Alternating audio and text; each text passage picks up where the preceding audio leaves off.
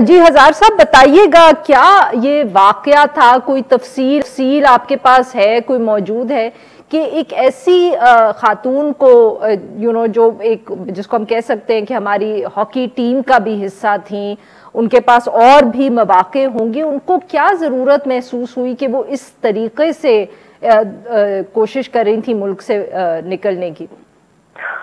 جی یہ بہت ہی افسوسناک واقعہ تھا کہ ایک جو خاتون ہے، ایک کھلاڑی ہے اور ایک سرمایہ ہے، وہ ان کو ایک ایسی ضرورت پیش آئی کہ وہ انہوں نے ایک ایسا راستہ اختیار کیا جس میں جانے کا تو ہے مگر یہ ہے کہ اس کی واپسی کا کوئی راستہ نہیں ہوتا ہے۔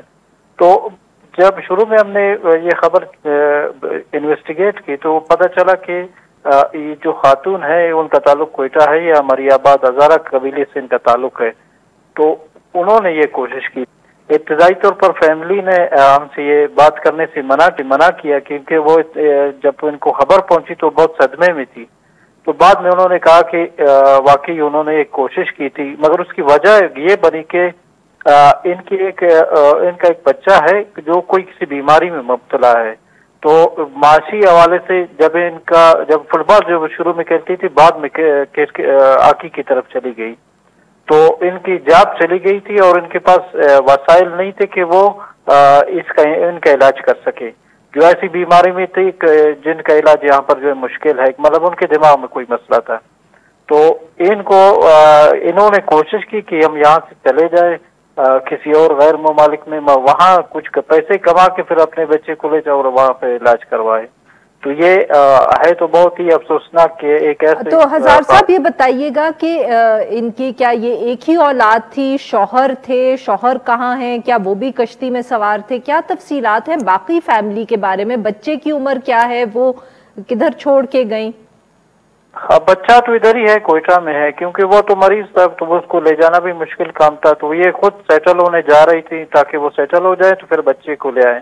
تو فیملی میں ان کو شوہر کا اس حوالے سے ابھی انہوں نے کچھ نہیں بتایا کہ ان کے ساتھ کیا مسئلہ ہوا، کہ وہ ہے نہیں ہے۔ تو صرف اس حد تک ہے کہ یہ جو ان کا بچہ ہے اس کی خاطر انہوں نے یہ اتنا بڑا قدم اٹھایا۔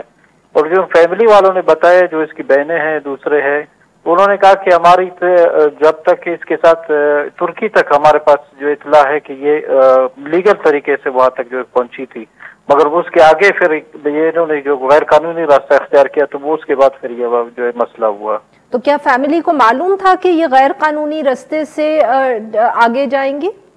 ہاں نہیں، انہوں نے کہا کہ جب تک ترکی میں تھی وہاں تک ہمارا رابطہ ہوا، اس کے بعد پھر کیا ہوا تو پھر رابطہ جو ہے وہ منقطع ہو گیا تھا۔ اچھا سر، اور یہ بتائیے گا ویری کوئکلی کہ یہ کس مطلب کہ کب انہوں نے ہاکی کھیلی اور فٹ بال کھیلی، اور جو آپ نے ذکر کیا کہ ان کی نوکری چلی گئی، وہ یہ کام کہاں کرتی تھیں؟ یہ کوئی ڈپارٹمنٹ تھی اس میں کام کرتی تھی۔ تو ان کا عرصے تک تو پہلے یہ شروع میں فٹ بال کھیلتی رہی، پھر انہوں نے اسکپ کر کے اس کو ہاکی شروع کیا۔ تو یہ جو ہے ہاکی کھیلتی رہی، پھر ڈپارٹمنٹ والوں نے ابھی مسئلہ کیا ہوا کہ ان کی جاب وہاں سے انہوں نے ختم کر دی، تو اس کے بعد پھر ان کو معاشی مسائل کا بھی سامنا رہا۔ اسی طرح ہم نے ان کے ایک دوسری سہیلی سے بھی بات کی تھی، انہوں نے کہا کہ یہ مایوس ہمیشہ لگتی رہی اور مایوسی کا شکار رہی۔